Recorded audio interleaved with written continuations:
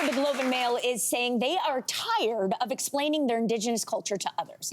Because they say that after being asked the same type of questions, their enthusiasm for those conversations wanes and can feel overwhelming. So, Riley, what's the difference between respectful curiosity and tokenism?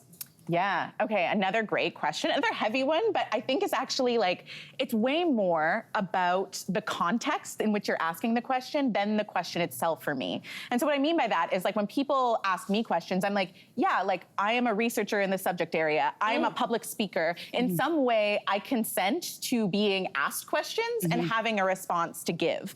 But that's not just every Indigenous person on the street, right? Yeah. Like, why are we assuming that each person is equipped to not only have those answers, but then also like, I think that very often people are asking for an answer to be given on behalf of the entire group. They're saying, so what do you think of land acknowledgements? And then I will make that my opinion on land acknowledgements. Because this is what now Indigenous people think, because I've asked this one person, right? Which is a really inappropriate way to go about it. Are you just trying to extract knowledge? And for what? Like in our cultures, if you're asking for like an insider sort of knowledge, there are protocols of like how to give tobacco, when is the space, what can you ask for, what can't you? So it's not just like you're going in there trying to take their information. And I also think you should be really cognizant about the weight of the question that you're asking, because like, for example, I remember when a couple years back, the 215 and everything that happened around Kamloops was in the news, and so many people were asking me questions about it. And I think for a lot of those people, there was just a genuine wanting to know more,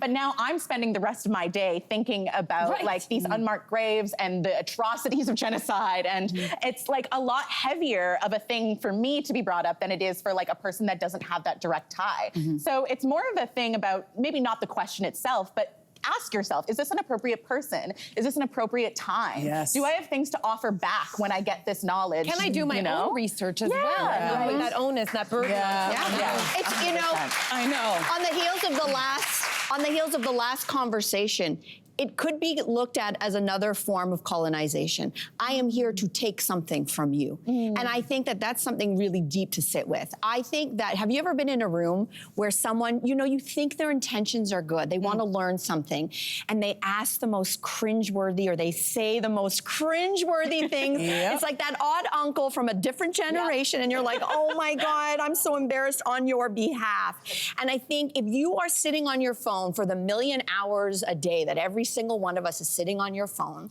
stop expecting somebody else to educate you, because you have this thing. You have a question? Don't ask Riley. You can ask this. And I think that I think it's questioning. I think intention matters. I think all of us want to be allies. But the question is, didn't we all learn after the death of George Floyd? Do not expect the oppressed group to also be your educator.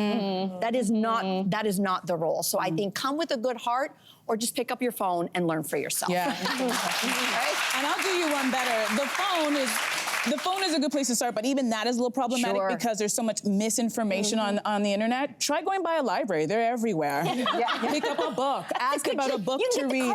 There have been so many wonderful authors who've written a lot of wonderful books where you can just educate yourself instead of turning to someone in a situation. This has happened to me so many times, and when you're the only person in the room, there's just this feeling, though, of just like, oh, here we go. Now I gotta give. Now I gotta educate. And I also have to speak on behalf of my entire people. Here I am.